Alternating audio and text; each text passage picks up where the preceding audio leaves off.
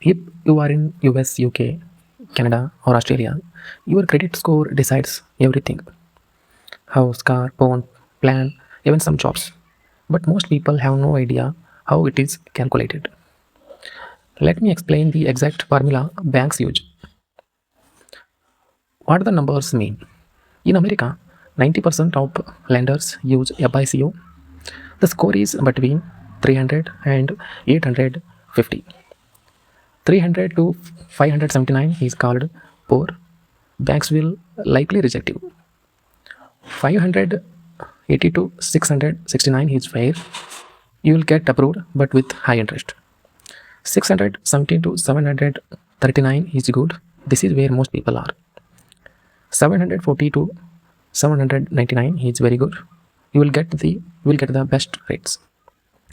800 to 850 is exceptional. Banks see you has very low risk.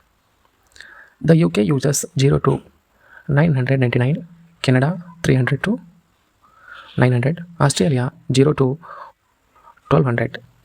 The numbers change, but the logic is the same. The 5 factors, the real formula. FICO tells us exactly how they calculate it. There are 5 factors. Number 1, payment history. 35%. This is the biggest one. Pay your bills on time, every time. One late payment can drop your score 80 points. Second one, credit utilization. 30%. This is how much of your credit limit you are using. Experts say keep it under 30%.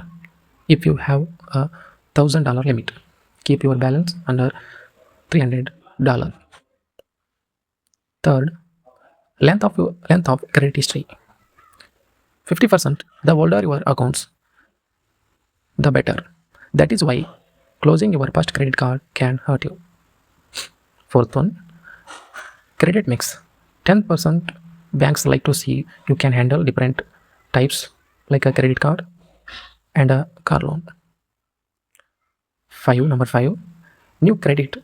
10% every time you apply for new credit, your score drops a few points. So don't apply for 5 cards in 1 month. The $500 mistake to avoid. Here is the biggest mistake I see. Let's say you get a new credit card with a $1,000 limit. You buy a $500 laptop. You think I will pay it off next month. No problem. But the bank reports that $500 balance, that is 50% utilization. Even if you pay it later, your score can drop 40 points that month. The picks: either keep spending under $100 or pay the card down before the statement closes. Keep utilization under 10% for the best scores. How to check it for free? You should never pay to see your score. In the US, use the Experian app or Credit Karma, both free. In the UK, use ClearScore. In Canada, use Borrowell. And checking your own score is called a soft inquiry. It does not lower your score. That is a myth. Legal ways to increase it. Here are 3 strategies that work. Authorized number 1, authorized user. A family member can add you to their old credit card. Their good history helps your score. You don't even need to use the card. Number 2, credit limit increases. After 6 months of good payments, call your bank and ask for a higher limit. If your limit goes from $1,000 to $3,000, your $200 spending drops from 20% utilization to 6% instant boost. Number 3, auto pay. Set up automatic payments for at least the minimum. Payment history is 35% of your score. Never being late is the number 1 rule.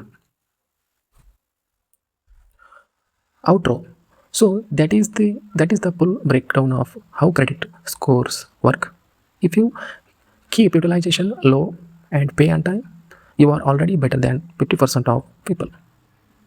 Comment below what is your current score range, and if you want a video on best credit cards in the US, UK and Canada, subscribe and I will make it next.